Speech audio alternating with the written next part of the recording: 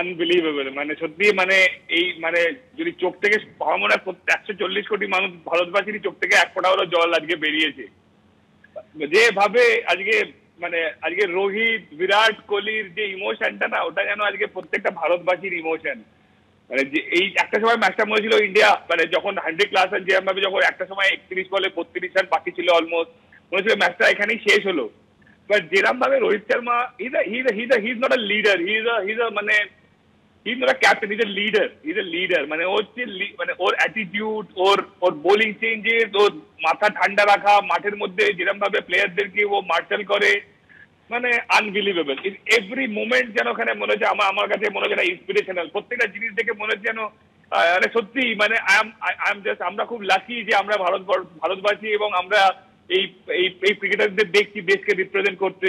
মানে দিদির এখন মনে হচ্ছে এরা ক্রিকেটার যা কিছু এদের কাছে আছে সবই যারা deserve every bit of it, because এরা যে আজকে যে প্রেশার নিয়ে আজকে হার্দিক পান্ডিয়া, জসপ্রীত বুমরা, অর্শদীপ ওই ওভারটা বল করলো, মানে অ্যাজ আ ক্রিকেটার আমি সেটা ফিল করতে পারি। কারণ 140 কোটি মানুষ, প্রত্যেক দুটো করে চোখ তাদের ওপর, মাঠের ওই প্রেশার, মানে ম্যাচটা যদি হেরে যায় ইন্ডিয়া ওয়ার্ল্ড কাপ পাবে না। রাহুল দ্রাবিড়ের লাস্ট ম্যাচ, মানে মানে বারবার রোহিত শর্মা এত ক্লোজে এসে আবার হেরে যাচ্ছে, এই সব কিছু চলছে, তারপরেও তাকে ডেলিভার করতে হয়েছে, এন্ড দে হ্যাভ ডান ইট। তো মানে দিস ইজ ইনক্রেডিবল।